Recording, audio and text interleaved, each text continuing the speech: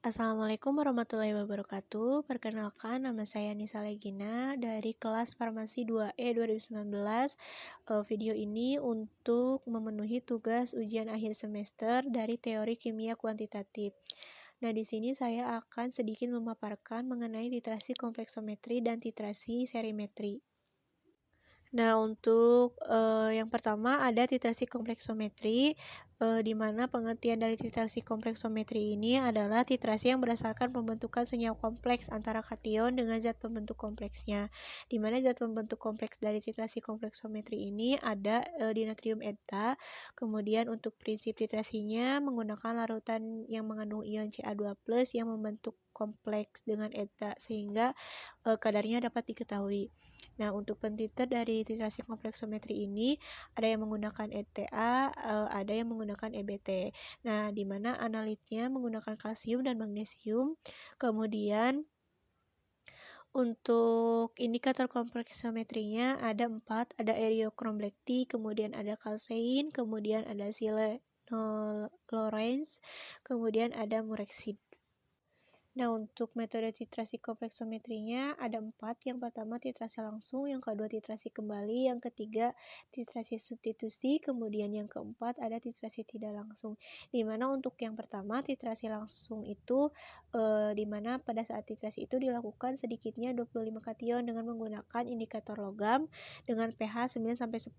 Nah, untuk titrasi kembali dan titrasi substitusi itu hampir sama, di mana ketika reaksi antara kation dengan etanya lambat, atau di mana indikator yang digunakan itu tidak ada dan diganti dengan indikator yang lain seperti Mn2+ atau magnesium yang mengandung eta.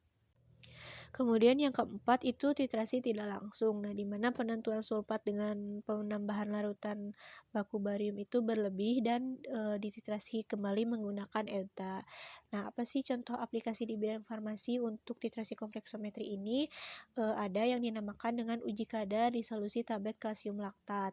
Nah, di mana pada saat uji kadar tersebut analit yang digunakan adalah tentunya menggunakan tablet kalsium laktat, kemudian larutan bakunya eta, indikatornya EBT, kemudian titik akhir titrasinya larutan berwarna biru lembayung. Nah, bisa kita lihat untuk reaksinya di mana pada saat ketika kalsium laktat ditambahkan dengan EBT, kemudian dititrasi dengan eta akan menghasilkan Ca eta plus EBT. Nah, untuk yang selanjutnya saya akan memaparkan mengenai titrasi serimetri, di mana pengertian dari titrasi serimetri ini adalah penetapan kadar yang pada umumnya menggunakan larutan cerium 4 sulfat. Nah, di mana prinsip titrasi serimetrinya menggunakan reaksi redoks, kemudian larutan cerium sulfatnya mengandung ion Ce4+ sebagai oksidator, kemudian ion Ce4+ akan mengalami reduksi menjadi Ce3+. Nah, untuk pentiternya ada larutan cerium sulfat, kemudian analitnya menggunakan besi, yang pada dititrasi itu pada media asam kuat. Nah, di mana indikatornya feroin atau fenantrolin, kemudian titik akhirnya larutan merah menjadi biru pucat. Nah, untuk metodenya menggunakan indikator eksternal, contohnya feroin. Nah, untuk contoh di bidang farmasi untuk titrasi serimetri ini adalah untuk menetapkan kadar beberapa senyawa yang bersifat oksidator atau reduktor. Contohnya besi 2 sulfat. Nah, bisa kita lihat reaksinya Fe2+ ditambah Ce4+ menjadi Ce3+ plus Fe3+.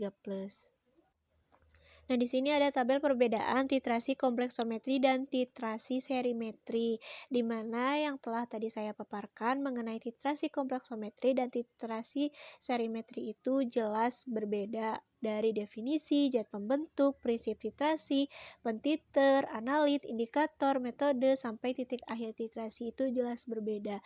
Bisa kita lihat di layar untuk pentiter dari titrasi kompleksometri itu menggunakan eta, kemudian pada titrasi serimetri itu menggunakan larutan cerium sulfat.